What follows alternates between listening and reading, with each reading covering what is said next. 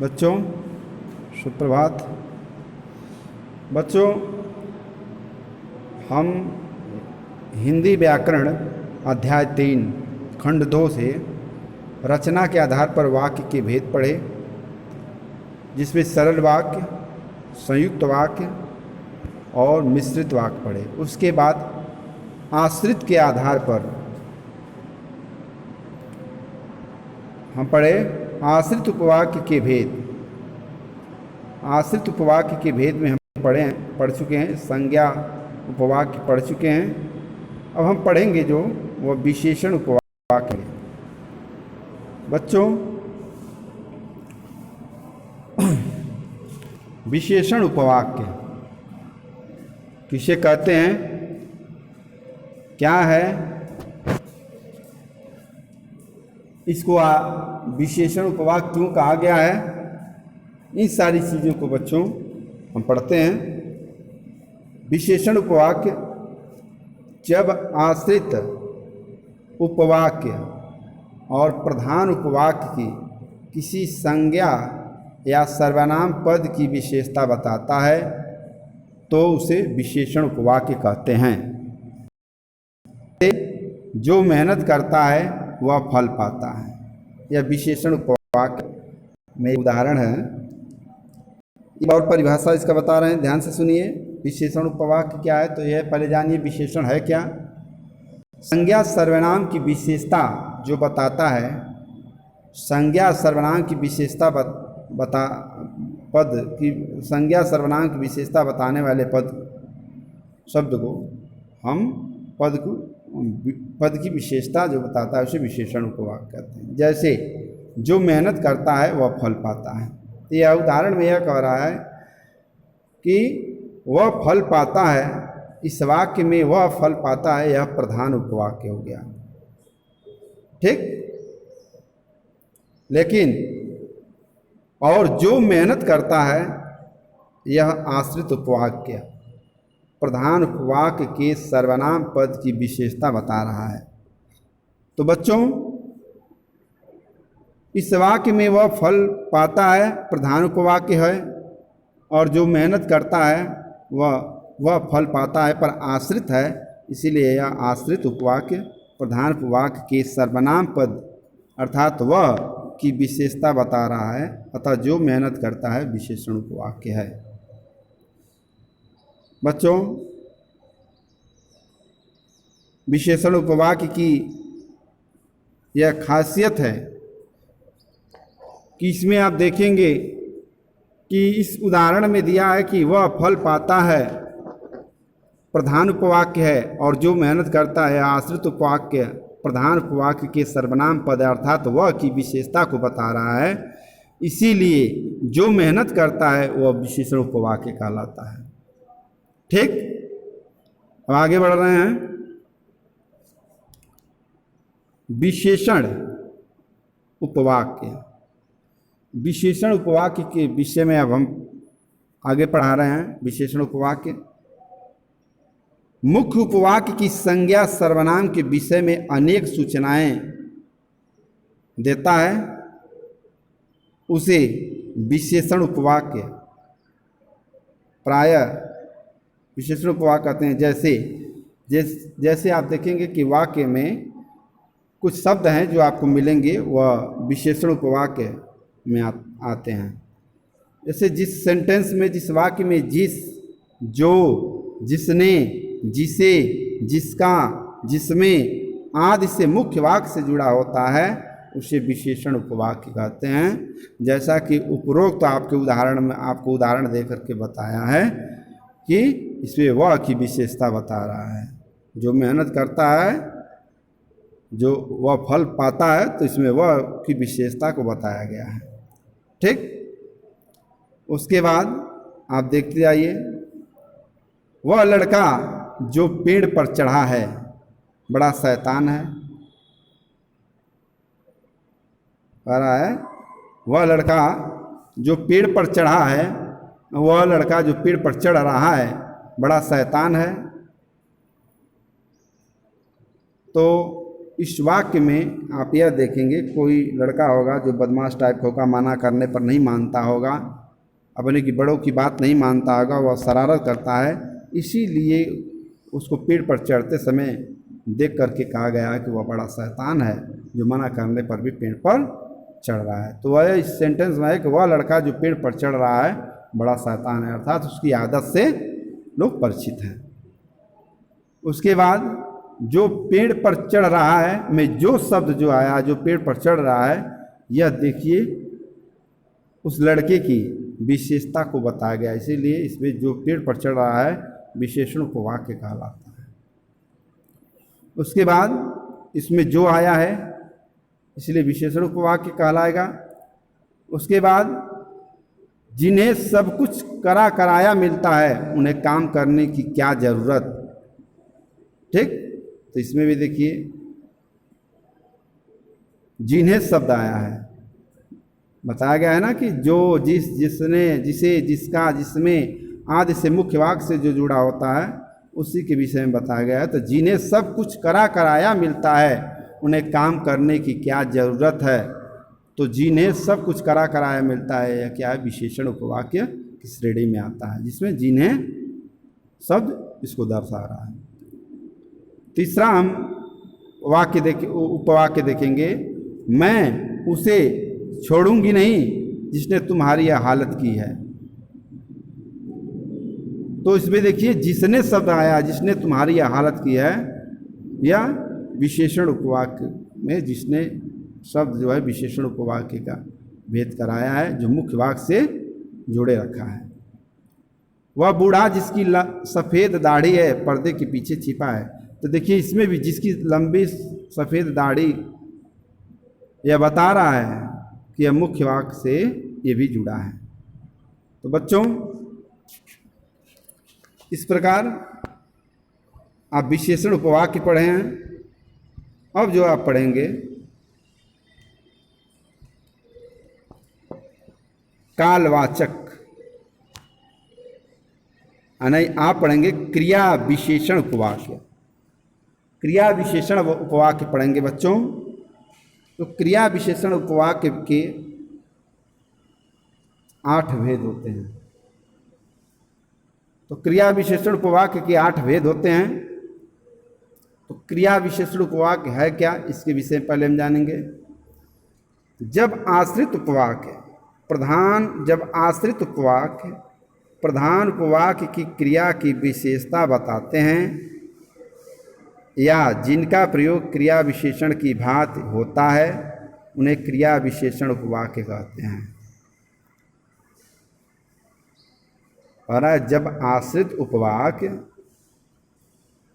प्रधान उपवाक्य की क्रिया की विशेषता को बताते हैं, जो आश्रित मान लीजिए आश्रित उपवाक्य है और प्रधान उपवाक्य में जो क्रिया हो रही है उसी की विशेषता को बता रहा, क्रिया की विशेषता को बता रहा है, या जिनका प्रयोग क्रिया विशेषण की भांति होता है उन्हें क्रिया विशेषण उपवाक्य कहते हैं। जैसे ये आश्रित उपवाक्य प्रधान उपवाक्य की क्रिया की घटित होने, आश्रित उपवाक्य प्रधान उपवाक्य में जो क्रिया का जो घटना हो रही है, जो घटित हो रही है, उसमें समय, स्थान, रीति, दिशा, कारण, परिणाम आदि की सूचना को देता है, ठीक। जैसा कि आप जानते हैं कि जब उदाहरण में देखिए, उदाहरण आप बच्चों देखेंगे तो उसमें आपको सब क्लियर होता जाएगा। समय, रीति, स्थान 3 उदाहरण दिए हैं। तीनों उदाहरण में अलग अलग दिखाया गया है, समझाया गया है। जब बारिश हो रही थी मैं घर में ही था, अर्थात कहने का मतलब क्या है, जब बारिश हो रही थी, तो जब बारिश होने का मतलब है कभी न कभी कोई टाइम रहा होगा बारिश होने का, इसीलिए जब शब्द जो लगा है, तो जब शब्द जो है समय का बोध करा रहा है। जब बारिश हो रही थी मैं घर में ही था, तो समय का बोध करा रहा है, ठीक।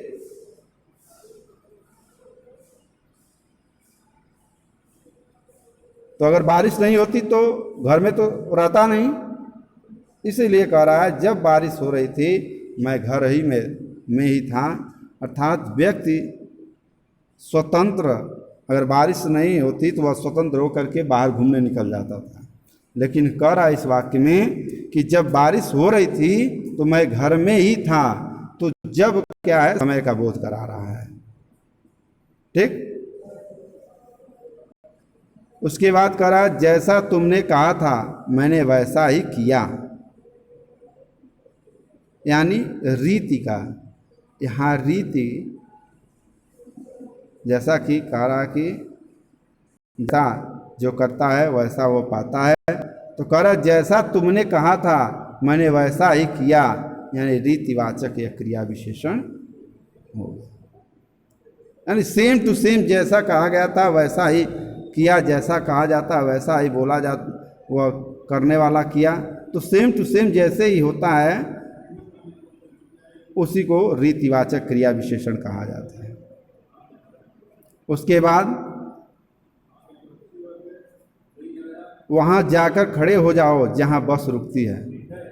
तो बस रुकने का स्थान, ट्रेन यानी स्टेशन एक स्थान, एयरपोर्ट जो है वो भी एक स्थान है। तो कह रहा है कि कोई व्यक्ति इंगित कर रहा है कि जहाँ बस रुकती है वहीं जाकर खड़े हो जाओ, वहीं से बस मिलती वगैरह होगी। इसीलिए कह रहा है कि स्थान यानी बस रुकने का एक स्थान है, जहाँ से जैसे बस स्टेशन हुआ, रेलवे स्टेशन हुआ, एयरपोर्ट हुआ, तो जहाँ बस रुकती है एक स्थान है, इसीलिए स्थान बोधक का ज्ञात कराया। उसके बाद क्रिया विशेषण उपवाक्य के निम्नलिखित भेद। कालवाची क्रिया विशेषण उपवाक्य। काल का मतलब समय है। तो कालवाची क्रिया विशेषण में आप यह देखेंगे क्रिया विशेषण उपवाक्य के 8 भेद होते हैं, जिसमें पहला देखिए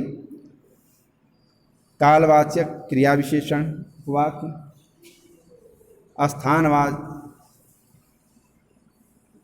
देखिए पहले आप समझ लीजिए। कालवाची क्रिया विशेषण उपवाक्य, इसमें समय का बोध होगा, इसके वाक्य में समय को दर्शाया गया है। स्थानवाची क्रिया विशेषण उपवाक्य, इसके उपवाक्य में स्थान विशेष का बताया गया है। रीतिवाची क्रिया विशेषण उपवाक्य, इसमें रीति यानी नियमबद्ध तरीके को दिखाया गया है, बताया गया है। परिणामवाची क्रिया विशेषण उपवाक्य, इसमें परिणाम को दर्शाया गया है, बताया गया है। शर्तवाची क्रिया विशेषण उपवाक्य, यहाँ एक शर्त निश्चित है। ठीक। तो शर्तवाची क्रिया विशेषण उपवाक्य को बताया गया। कारणवाचक क्रिया विशेषण उपवाक्य, इसमें कोई न कोई कारण दिखाया गया है जो क्रिया विशेषण उपवाक्य का बोध कराता है। किसी न किसी चीज़ का कारण होगा ना उपवाक्य, कोई बिना कारण का कोई वाक्य बनेगा नहीं। जैसे कहा जाता है वह जरूर आएगा क्योंकि पिताजी ने बुलाया है, तो पिताजी तो ऐसे बुलाए नहीं, कोई न कोई कारण जरूर होगा तभी उसको बुलाए हैं। ठीक उसी प्रकार 7वां जो है विरोधवाचक क्रिया विशेषण उपवाक्य, कह रहा है कि यह विरोध को प्रकट करता है। ठीक। तो इसलिए, और 8वां जो है प्रयोजनवाची क्रिया विशेषण उपवाक्य, किसी न किसी चीज़ का प्रयोजन होता है बच्चों। परिश्रम करो ताकि परीक्षा में सफल हो सको। ठीक। तो प्रयोजन हम करते हैं। जैसे मान लीजिए आप हाई स्कूल का परीक्षा देंगे तो आप शेड्यूल बनाए होंगे कि हमको कितना घंटा पढ़ना है, क्या पढ़ना है, कौन सा विषय पढ़ना है, कितना % नंबर लाना है। ठीक। यानी एक कोई कार्य करने के लिए पहले हम प्रयोजना यानी योजना तैयार करते हैं, इसीलिए इसे कहा गया है प्रयोजनवाची क्रिया विशेषण उपवाक्य। ठीक बच्चों। तो हम सबसे पहले चलते हैं कालवाची क्रिया विशेषण उपवाक्य। कालवाची क्रिया विशेषण उपवाक्य में यह हम ध्यान देंगे क्योंकि व्याकरण बेटा उदाहरण पर आधारित होता है। तो उदाहरण से ही पहले हम सीखेंगे, जानेंगे कैसे। कह रहा कि जब बारिश हो रही थी मैं घर में ही था। यह समय का देखिए बोध करा है, वही कालवाची क्रिया विशेषण उपवाक्य में भी देखिए कह रहा कि जब मैं आपसे मिलती हूँ मुझे माँ की याद आती है। इस वाक्य में स्त्रीलिंग वाक्य है। कालवाची में कोई मान लो लड़की होगी जिसकी माँ ना हो, या कोई महिला ही है जैसे मान लीजिए उसकी माँ ना हो, तो वह किसी अपने से माँ से मिलते जुलते या माँ जैसी किसी को देखती है तो बोलती है कि जब मैं आपसे मिलती हूँ तो मुझे अब माँ की याद आती है। यानी उसकी माँ अगर होगी तो कहीं और होगी, नहीं तो इस संसार में नहीं होगी। इसीलिए इस वाक्य में यह कालवाची क्रिया विशेषण को बता रहा है। उसके बाद कह रहा है कि जब मैं स्टेशन पहुंचा गाड़ी जा चुकी थी। कह रहा जब मैं स्टेशन पहुंचा गाड़ी जा चुकी थी। भाई गाड़ी जाने का समय तो निश्चित है, लेकिन आपके स्टेशन पर जाने का समय निश्चित नहीं रहा। इसीलिए इस वाक्य में कालवाचक वाची क्रिया विशेषण वाक्य में यह स्पष्ट कर दिया है कि गाड़ी जा चुकी थी, यानी गाड़ी को स्टेशन से जाने का समय बीत चुका था और हम लेट पहुँचे। उसके बाद कह रहा ज्यों ही मैंने दरवाज़ा खोला फ़ोन की घंटी बज उठी। अरे वाह, कितना बढ़िया बता रहा है। कह रहा है जैसे ही मैं दरवाज़ा खोला तो फ़ोन की घंटी बज उठी, यानी फ़ोन आने का भी समय वही था। तो इसीलिए काल का वर्णन यहाँ किया गया है कि कालवाची क्रिया विशेषण उपवाक्य है। अब हम पढ़ते हैं स्थानवाची क्रिया विशेषण उपवाक्य। स्थानवाची क्रिया विशेषण उपवाक्य क्या है बच्चों? कह रहा है जहाँ हम रहते हैं वहाँ एक तालाब है। ये तो बात इस उपवाक्य में, स्थानवाची क्रिया विशेषण उपवाक्य में यह कह रहा है कि जहाँ हम रहते हैं वहाँ एक तालाब है। ठीक, तो रहने का कोई स्थान तो निश्चित होगा। हम तो अपना स्थान बदल सकते हैं, लेकिन तालाब जहाँ है वहीं रहेगा। ऐसा तो है नहीं कि तालाब घर के सामने है तो कल घर के पीछे हो जाएगा या बगल में हो जाएगा। तो कह रहा है कि हम जहाँ रहते हैं वहाँ मेरे पास में ही एक तालाब है। तो इसीलिए स्थानवाच का ज्ञान करा रहा है। उसके बाद कह रहा मैं ऐसी जगह जाना चाहती हूँ जहाँ शांति हो। तो ये बताओ शांति कहाँ मिलती है? शांति तो दो ही जगह मिलती है संसार में। एक तो छोटा बच्चा होता है जिसको अपनी माँ के गोद में शांति मिलती है, अपनी माँ के आंचल में छिप जाता है, वो आराम से सोता है, बहुत छोटा नन्हा बच्चा।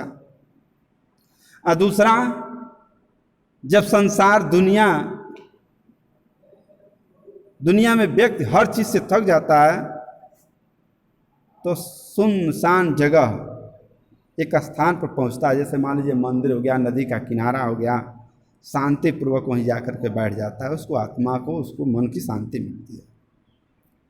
तो मैं ऐसी जगह जाना चाहती हूँ जहाँ शांति हो, यानी शोर शराबा न हो।